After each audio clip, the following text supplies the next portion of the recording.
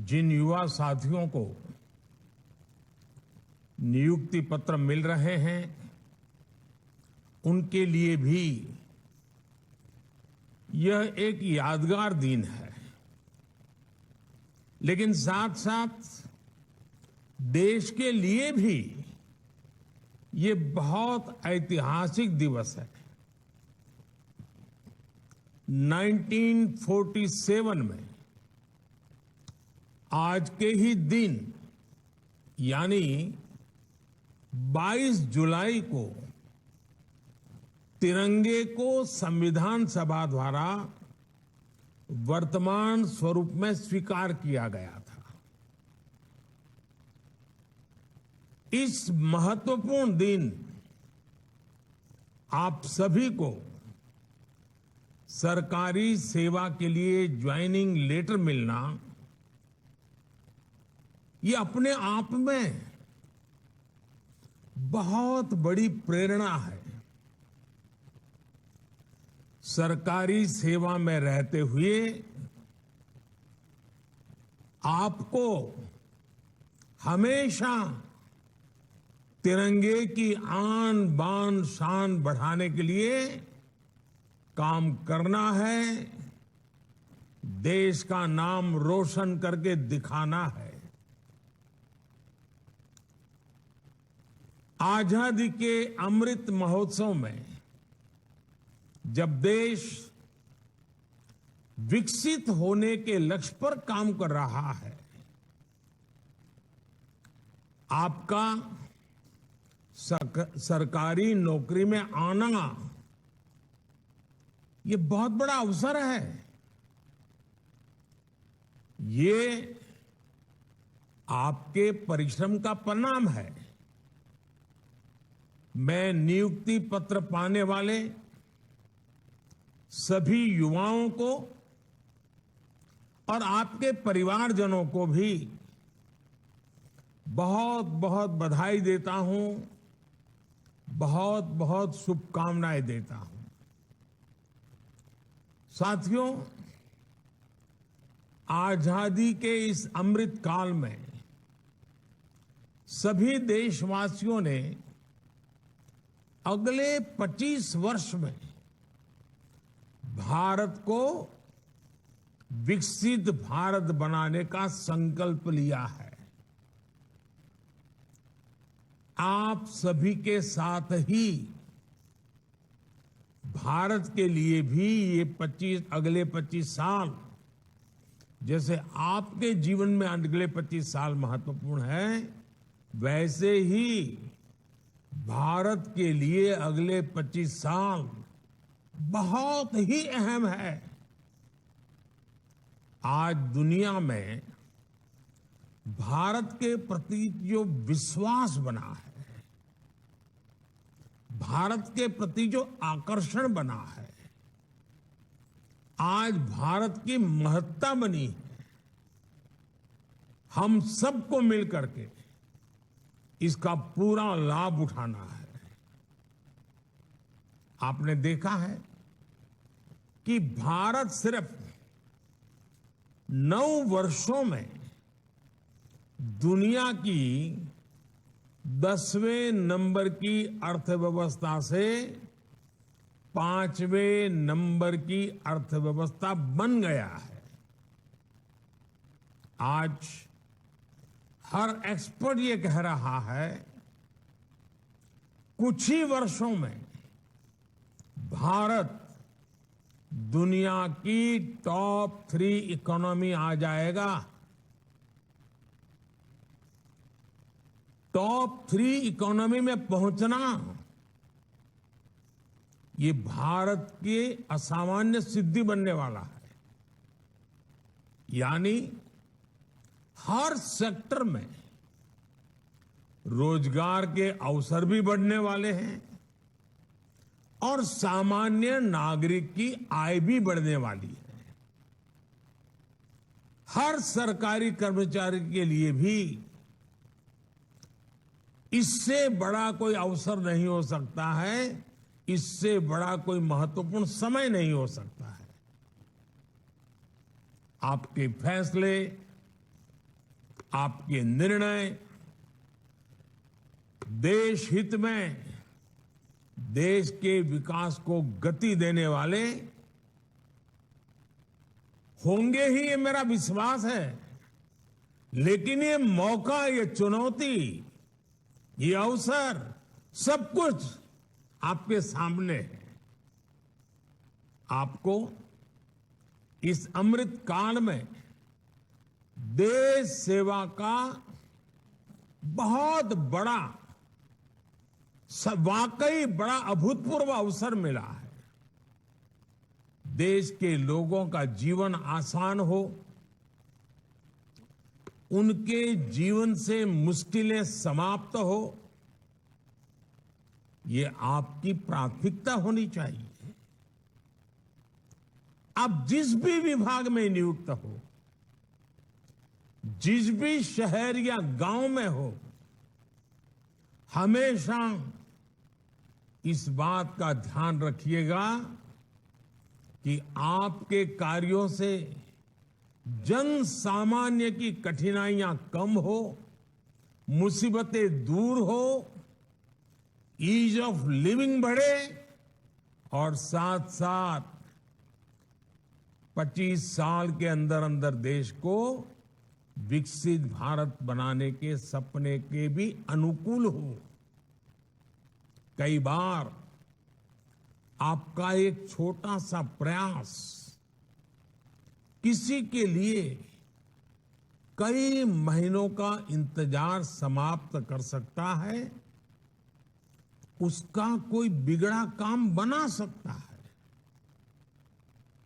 और आप मेरी एक बात जरूर याद रखिएगा, जनता जनार्दन ईश्वर का ही रूप होती है। जनता से मिलने वाला आशीर्वाद, गरीब से मिलने वाला आशीर्वाद भगवान के आशीर्वाद के बराबर ही होता है। इसलिए आप दूसरों की मदद की भावना से, दूसरों की सेवा की भावना से काम करेंगे तो आपका यश भी बढ़ेगा और जीवन की जो सबसे बड़ी पूंजी होती है संतोष, वो संतोष वहीं से मिलने वाला है। साथियों, आज के इस कार्यक्रम में बैंकिंग सेक्टर के काफी लोगों को नियुक्ति पत्र मिल रहे हैं। अर्थव्यवस्था के विस्तार में हमारे बैंकिंग सेक्टर की बहुत बड़ी भूमिका होती है। आज भारत उन देशों में से एक है जहां का बैंकिंग सेक्टर सबसे मजबूत माना जाता है। लेकिन 9 वर्ष पहले ऐसी स्थिति नहीं थी। जब सत्ता का स्वार्थ राष्ट्र हित पर हावी होता है, तब कैसी बर्बादी होती है, कैसा विनाश होता है। देश में कई उदाहरण हैं। ये हमारे बैंकिंग सेक्टर ने तो पिछली सरकार के दौरान ये बर्बादी को देखा है, झेला है, अनुभव किया है। आप लोग आजकल तो डिजिटल युग है, मोबाइल फोन से बैंकिंग का सेवाएं लेते हैं, फोन बैंकिंग करते हैं। लेकिन आज से 9 साल पहले जो सरकार थी ना, उस समय ये फोन बैंकिंग का कल्पना ही अलग थी, रिवाज ही अलग था, तरीके अलग थे, इरादे अलग थे। उस जमाने में, उस सरकार में ये फोन बैंकिंग मेरे आपके जैसे सामान्य नागरिकों के लिए नहीं था, देश के 140 करोड़ देशवासियों के लिए नहीं था। उस समय एक खास परिवार के करीबी कुछ ताकतवर नेता बैंकों को फोन करके अपने चहेतों को हजारों करोड़ रुपए का लोन दिलवाया करते थे।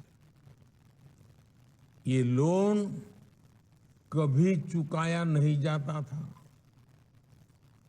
और कागजी कार्रवाई होती थी। एक लोन को चुकाने के लिए फिर बैंक से फोन करके दूसरा लोन चुकाने के लिए फिर तीसरा लोन दिलवाना। ये फोन बैंकिंग घोटाला पहले की सरकार के, पिछली सरकार के सबसे बड़े घोटालों में एक था। पहले की सरकार के इस घोटाले की वजह से देश की बैंकिंग व्यवस्था की कमर टूट गई थी।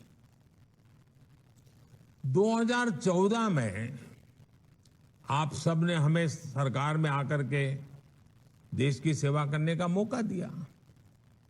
2014 में सरकार में आने के बाद हमने इस स्थिति से बैंकिंग सेक्टर और देश को मुसीबतों से निकालना एक के बाद एक कदम उठा करके काम शुरू किया। हमने सरकारी बैंकों के मैनेजमेंट को सशक्त किया, प्रोफेशनलिज्म पर बल दिया। हमने देश में छोटे छोटे बैंकों को जोड़कर बड़े बैंकों का निर्माण किया। हमने सुनिश्चित किया कि बैंक में सामान्य नागरिक की 5 लाख रुपए तक की राशि कभी ना डूबे, क्योंकि बैंकों के प्रति सामान्य नागरिक का विश्वास पक्का करना बहुत जरूरी हो गया था।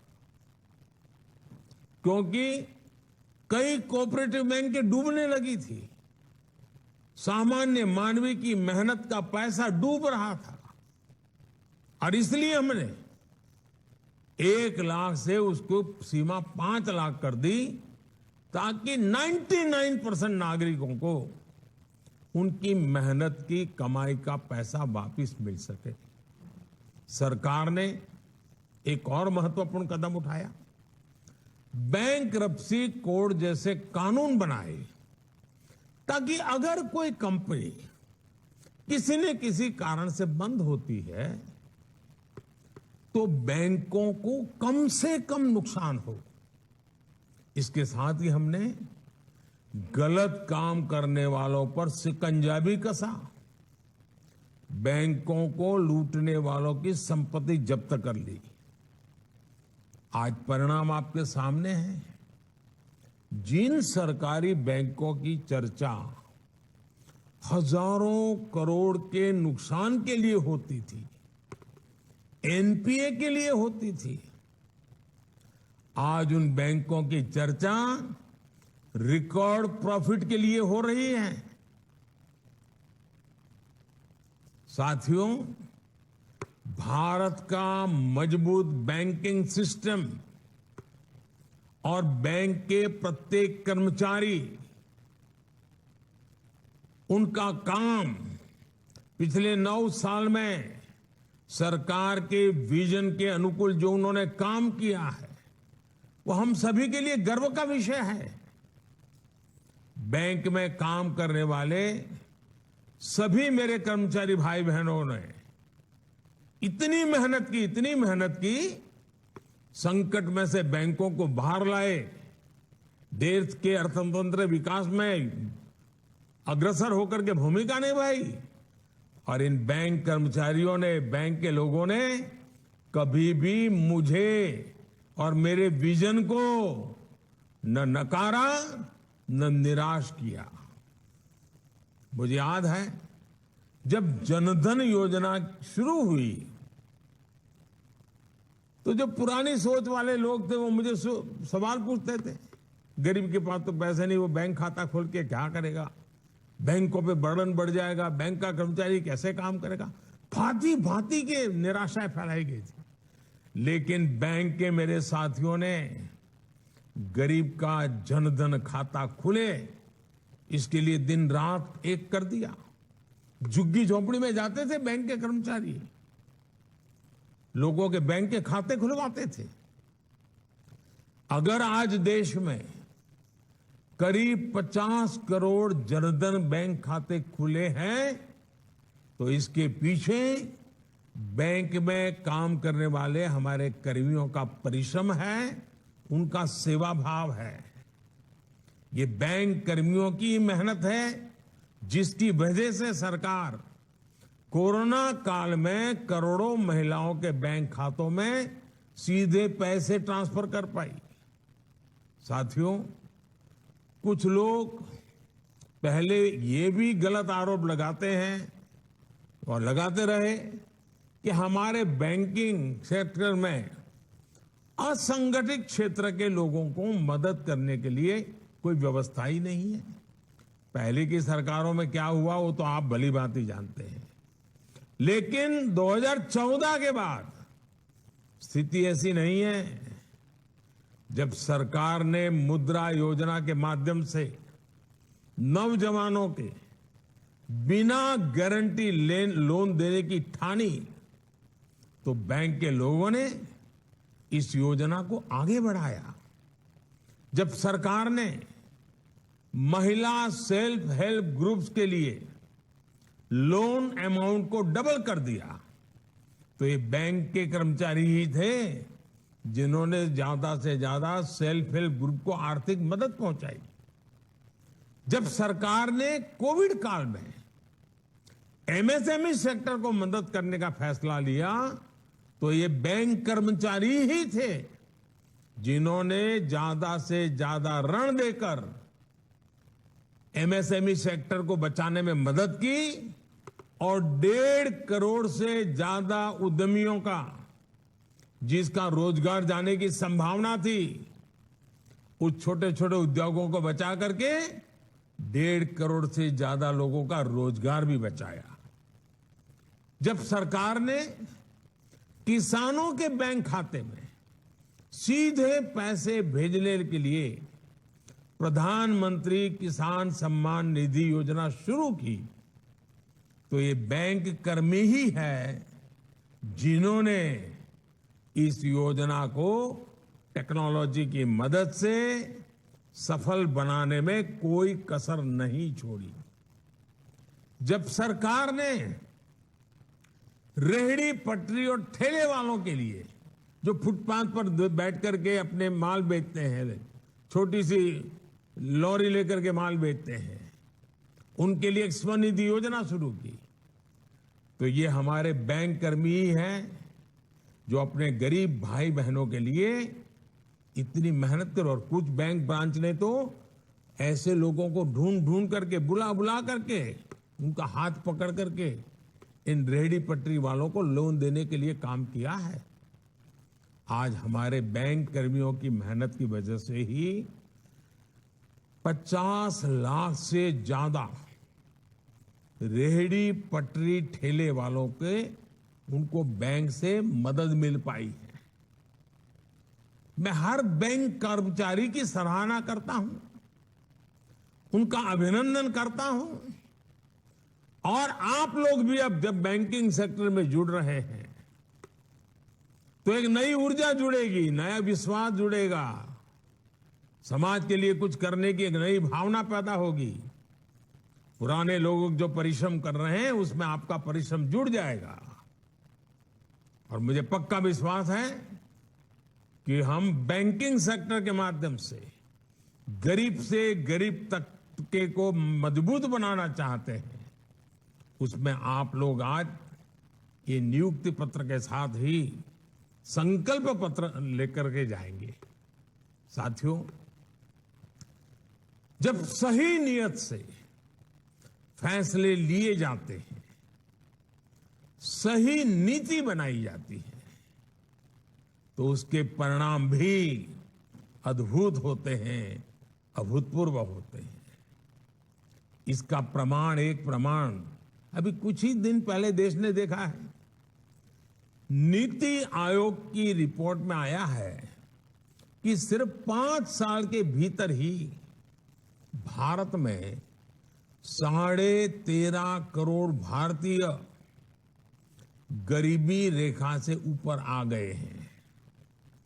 भारत की इस सफलता में सरकारी कर्मचारियों की भी मेहनत रही है। गरीबों को पक्का घर देने की योजना हो, गरीबों के लिए शौचालय बनाने की योजना हो, गरीबों के घर में बिजली कनेक्शन देने की योजना हो, ऐसी अनेकों योजनाओं को हमारे सरकारी कर्मचारी ही गांव-गांव, घर-घर, जन सामान्य तक लेकर गए। जब ये योजनाएं गरीब तक पहुंची तो गरीबों का मनोबल भी बहुत बढ़ा, विश्वास पैदा हुआ। ये सफलता इस बात की प्रतीक है कि हम मिलकर भारत से गरीबी दूर करने के प्रयास बढ़ाएं तो भारत से गरीबी पूरी तरह से दूर हो सकती है। और इसमें निश्चित तौर पर देश के हर सरकारी कर्मचारी की बहुत बड़ी भूमिका है।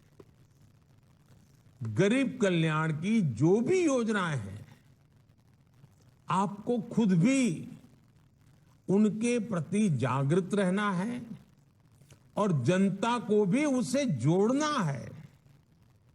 साथियों, भारत में कम होती गरीबी का एक और पक्ष है।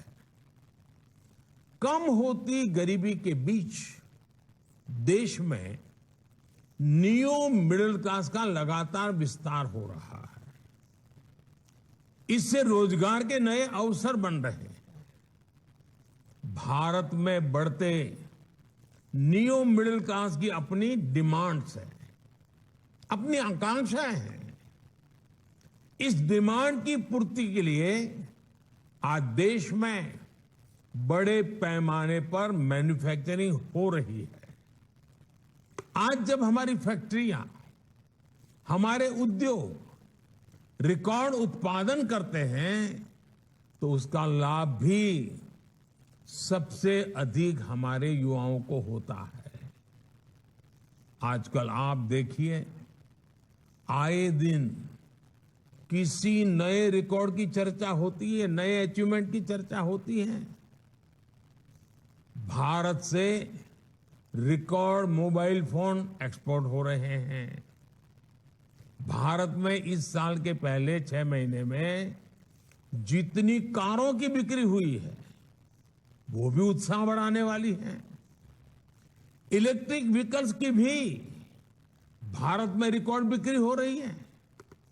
ये सब देश में रोजगार बढ़ा रहे हैं, रोजगार के अवसर बढ़ा रहे हैं।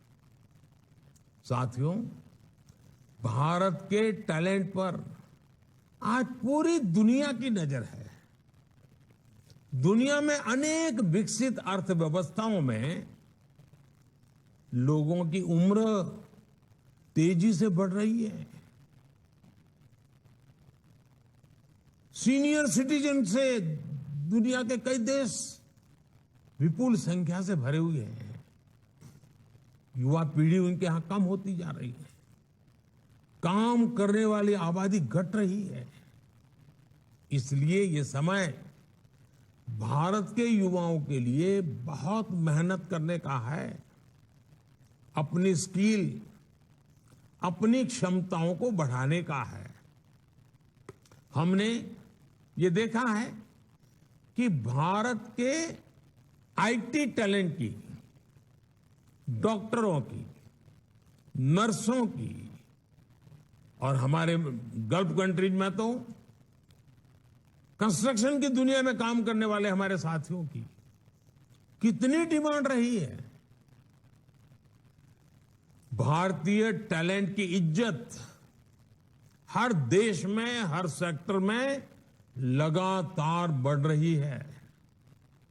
इसलिए पिछले 9 वर्षों में सरकार का बहुत बड़ा फोकस स्किल डेवलपमेंट पर रहा है। पीएम कौशल विकास योजना के तहत लगभग 1.5 करोड़ युवाओं को ट्रेनिंग दी जा चुकी है। सरकार 30 स्किल इंडिया इंटरनेशनल सेंटर भी स्थापित कर रही है ताकि हमारे युवा ग्लोबल अपॉर्चुनिटीज के लिए तैयार हो सके। आज देश भर में नए मेडिकल कॉलेज, नई आईटीआईज, नई आईआईटी, टेक्निकल इंस्टीट्यूट्स बनाने का भी अभियान जोरों पर चल रहा है। 2014 तक हमारे देश में करीब 380 मेडिकल कॉलेज ही थे। पिछले 9 वर्षों में ये संख्या 700 से अधिक हो चुकी है। इसी प्रकार नर्सिंग कॉलेजों में भी बहुत बड़ी बढ़ोतरी हुई है। ग्लोबल डिमांड को पूरा करने वाली स्किल्स भारत के युवाओं के लिए लाखों नए अवसर बनाने जा रही है। साथियों, आप सभी एक बहुत ही पॉजिटिव माहौल में सरकारी सेवा में आ रहे हैं। अब आप पर भी देश की इस पॉजिटिव सोच को आगे बढ़ाने की जिम्मेदारी है। आप सभी को अपनी आकांक्षाओं को भी विस्तार देने का प्रयास करना चाहिए। नई जिम्मेदारियों से जुड़ने के बाद भी आप सीखने और सेल्फ डेवलपमेंट की प्रक्रिया को जारी रखें। आपकी मदद के लिए सरकार ने online learning platform iGOT Karmayogi तैयार किया है। मेरा आप सबसे आग्रह है कि इस सुविधा का ज्यादा से ज्यादा लाभ उठाने का प्रयास करें। एक बार फिर मैं आपको, आपके परिवार के लोगों को इस नई जिम्मेवारी के लिए बहुत बहुत बधाई देता हूं और इस नई जिम्मेवारी एक आरंभ बिंदु है। आप भी जिंदगी की अनेक नई ऊंचाइयों को प्राप्त करें। आपके माध्यम से जहां भी आपको सेवा करने का मौका मिले, देश का हर नागरिक अपने सपनों को पूरा करने के लिए आपके कारण बहुत नई ताकत को प्राप्त करे। आप अपने हर सपनों को पूरा करें, संकल्प को पूरा करें, इस जिम्मेवारी को बखूबी निभाएं। इसके लिए मेरी तरफ से आपको बहुत बहुत शुभकामनाएं हैं। बहुत बहुत धन्यवाद।